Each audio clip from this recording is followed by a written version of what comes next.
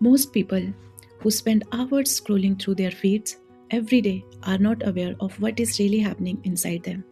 Hi, today in this video, I will discuss about how to make every day feel so good you forget to scroll.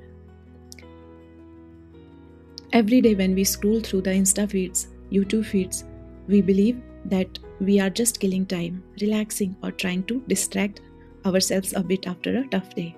But behind every seemingly harmless scrolling gesture, there is a deep psychological mechanism that escapes conscious perception. It's not about technology addiction. This explanation, while popular, is too superficial. According to South Korean philosopher Byung Chul Han, the true root of compulsive behavior is in the digital environment is not the technology itself, but the way our lives have lost density, beauty, and presence. In other words, scrolling is not the cause of emptiness, it's a symptom. We live in a time when reality has lost its charm. They are mechanical, sensory experiences are minimal, routine has become predictable, automated, monotonous. Human interactions are increasingly mediated by screens.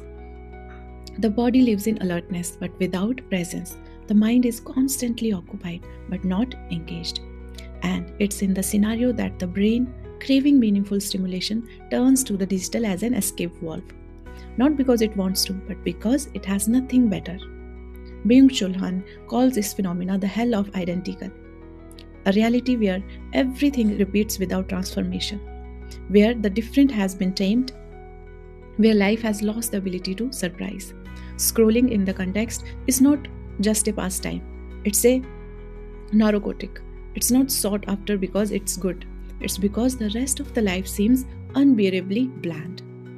This is the central thesis of this video. You do not need more discipline to stop using your phone. You do not need more focus, more willpower, or more productivity techniques. What you need is a life so interesting, rich, sensory, and vibrant that the feed seems boring. A life that stimulates the senses, that truly engages our attention, that reconnects you with natural rhythms, contemplative practices, aesthetic experiences, and real human connections. Because when reality becomes more engaging than stimulation, the digital loses its anesthetic function. And that is when the miracle happens. Scrolling ceases to be a desire, it simply becomes unnecessary. In this video, we will dive deeply into the phenomena. We will understand why the modern brain is trapped in the cycle of digital stimulation. But the absence of real experiences has done to the human mind. And most importantly, how to rebuild a life that is, in fact, too good to be ignored. Get ready to face to be uncomfortable but liberating truths. Because perhaps what keeps you attached to your phone is not addiction, but a reality that has stopped touching you. There is a subtle yet profoundly transformative detail that most people completely overlook. The human brain does not seek only stimulation, it seeks beauty. Stimulation alone is cheap, repetitive, and addictive. Like a social media feed, beauty, even when small, is nourishing. It recognizes the mind, it anchors the body in the present, it reminds the nervous system that there is something beyond urgency, fatigue, and function. Byung Chul Han argues that modern society has lost the ability to experience the beautiful because it has moved away from rituals, contemplations, and silence. Everything has become fast, immediate. And in this process, we have stopped noticing that beauty is not found in great works of art or epic landscapes, but in the small detail of everyday life. What he calls microaesthetic experiences. When you ignore these subtitles, your mind becomes opaque. When you recover them, something within you awakens. Starting to incorporate beauty into everyday life is a revolutionary gesture and incredibly simple. It is having breakfast, sitting down in silence with a beautiful plate and a cup you like, even if you just had a slice of bread. It is playing a song you love and really listening to it attentively as if you were at the concert. It's changing your route to work just to see a different street, passing by a tree, observing how the morning light touches the sidewalk. It is noticing the detail of a beloved face. It is stopping for 2 minutes to look at the sky and try to describe it in your mind. These gestures are not meant to escape the digital. They serve to replace cheap, addictive stimulation with something of depth, texture, and presence. It is quality substitution, not repression. The brain, when nourished by these small doses of real beauty, loses its appetite for digital fast food because the feed has no smell, it has no texture, it has no depth. Scrolling suddenly starts to seem artificial. There is a basic principle in neuroscience called aesthetic value driven attention. In simple terms, the brain pays more attention to what it considers beautiful, harmonious, and pleasant. And this attention, when prolonged, generates states of presence and pleasure that are exactly the opposite of the anxious dispersion promoted by social networks. By placing beauty at the center of your day, you activate this circuit, and over time, the digital world loses its power, not through discipline but through disinterest. Therefore, do not underestimate the power of a lit candle, a clean towel, a song played with intention. These details are small sensory revolutions. They are discrete rituals that tell the brain, it's worth staying here. This is interesting, this is beautiful, and when the real becomes beautiful again, the virtue becomes unnecessary. Virtual becomes unnecessary. But the beauty to have space, it needs structure, and that's where the next step comes in. Ritualizing the beginning and the end of your day.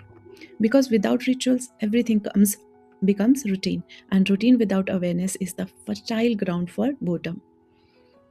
In the next part, you will learn how to replace moments of automatic scrolling with simple yet powerful rituals that reclaim the meaning of everyday life and restore presence to your mind. If this content is making sense to you, please click the subscribe button and subscribe to channel. In the past, even when without realizing it, people created pauses and rituals between one cycle and another.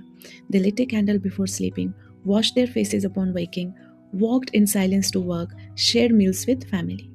These small rituals served as psychic markers, symbolic ways to signal to the brain that one phase has ended and the another has begun.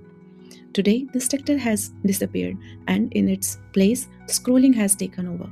What many people do not realize is that the moment you most surrender to the screen, upon waking and before sleeping, is precisely when your mind is most vulnerable. The freshly awakened brain is still in slower wave patterns, close to a meditative state. It is in the interval that the nervous system orients itself, originates reality, and regulates mood. But when the first thing you do upon waking is open your phone, you surrender this sacred window to informational chaos. The same logic applies at the end of the day. You finish your activities, lie down in bed, and instead of signaling to your body that it's time to rest, you offer artificial light, excessive stimuli, and social comparison. The result? An accelerated mind, fragmented sleep, and a following day already started with exhaustion. Byung-Chul Han argues that the absence of rituals is one of the central factors in the desacralization of time, a phenomenon where day becomes indistinguishable, mechanical, and without texture. It's as if you are living in an internal loop without edges, and scrolling in these moments is an anesthetic. It's not only numbs but also robs any chance for life to take shape. The solution? Rebuild your own rituals, deliberately with intention, opening rituals. Upon waking, before touching your phone, sit on the bed and take deep breaths or 2 minutes.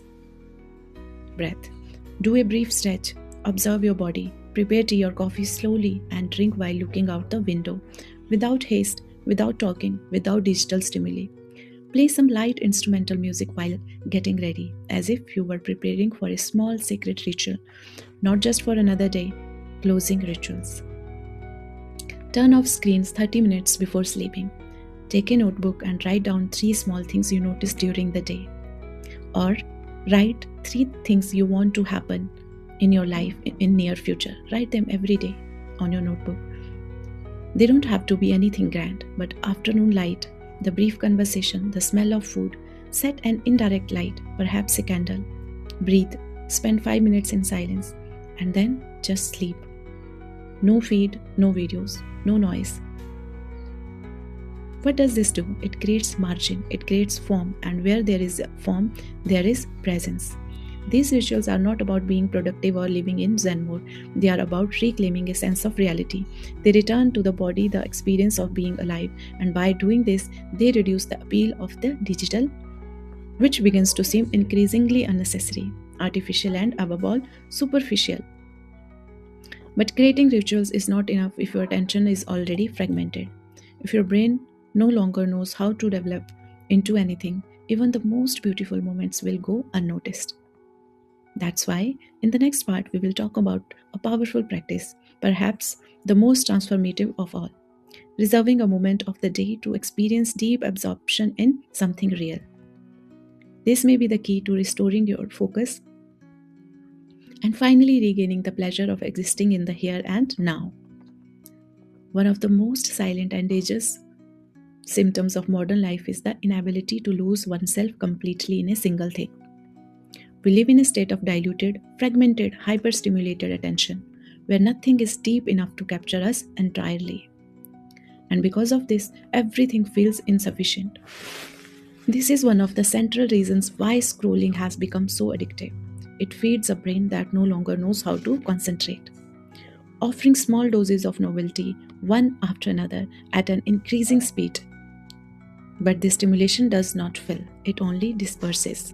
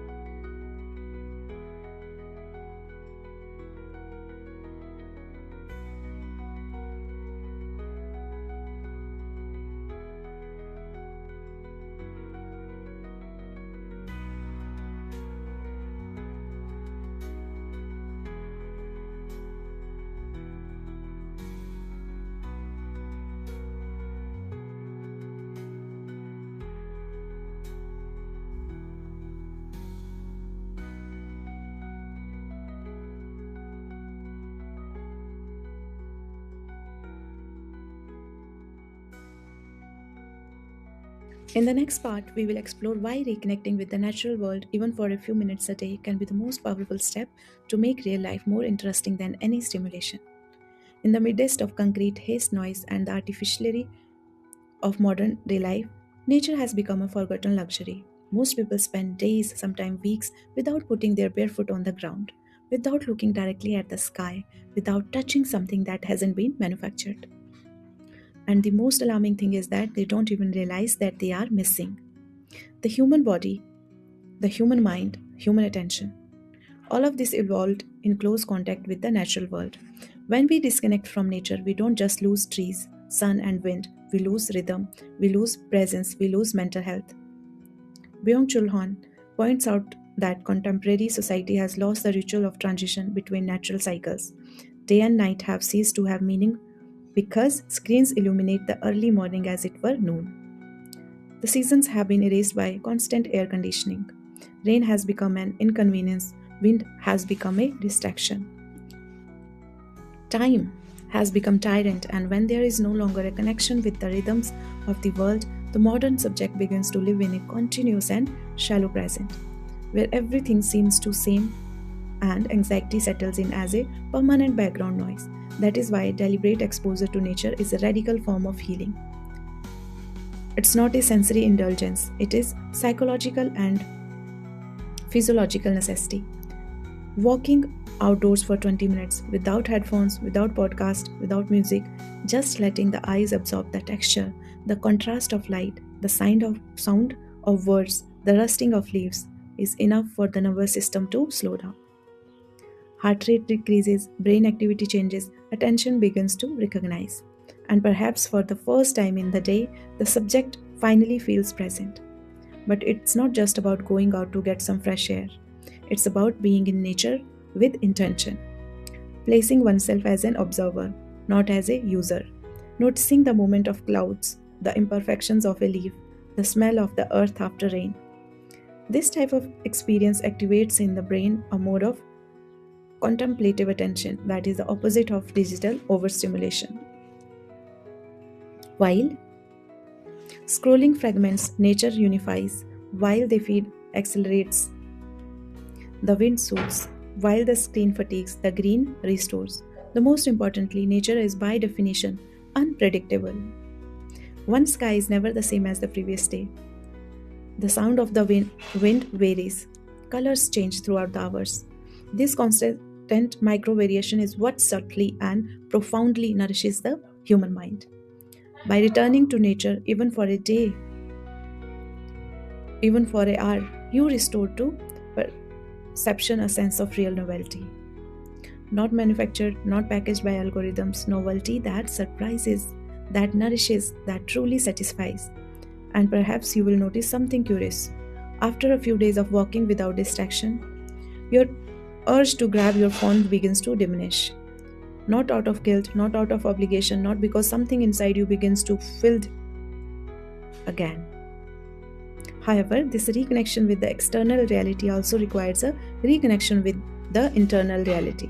And most people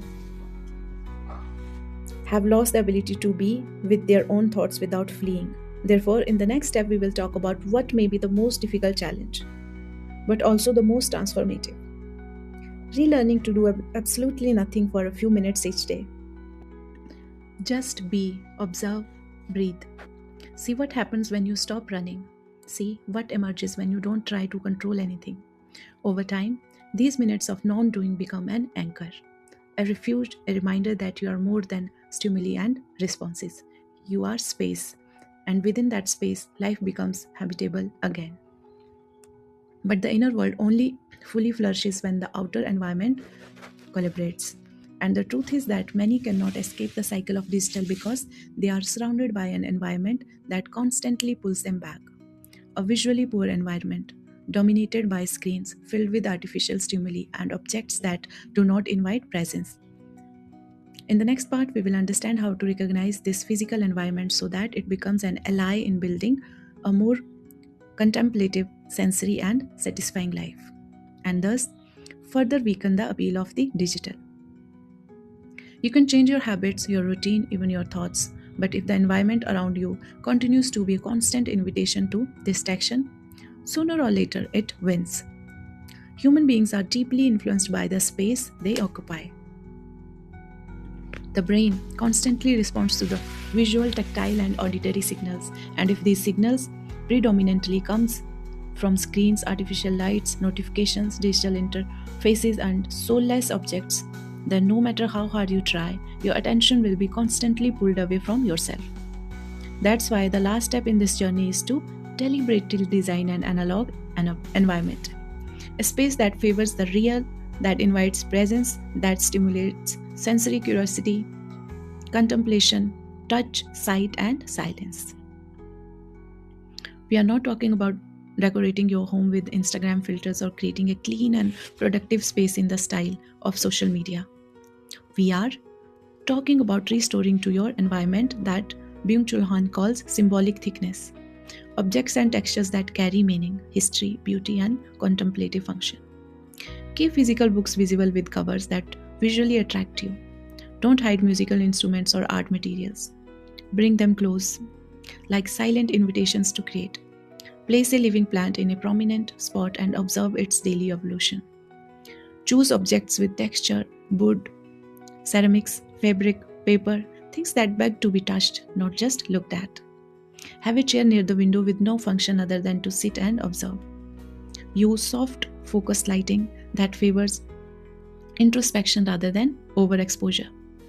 You don't need to turn your home into a Zen temple, but you need to leave visual and sensory clues that the physical world still matters. That tangible reality still has beauty, density, and value.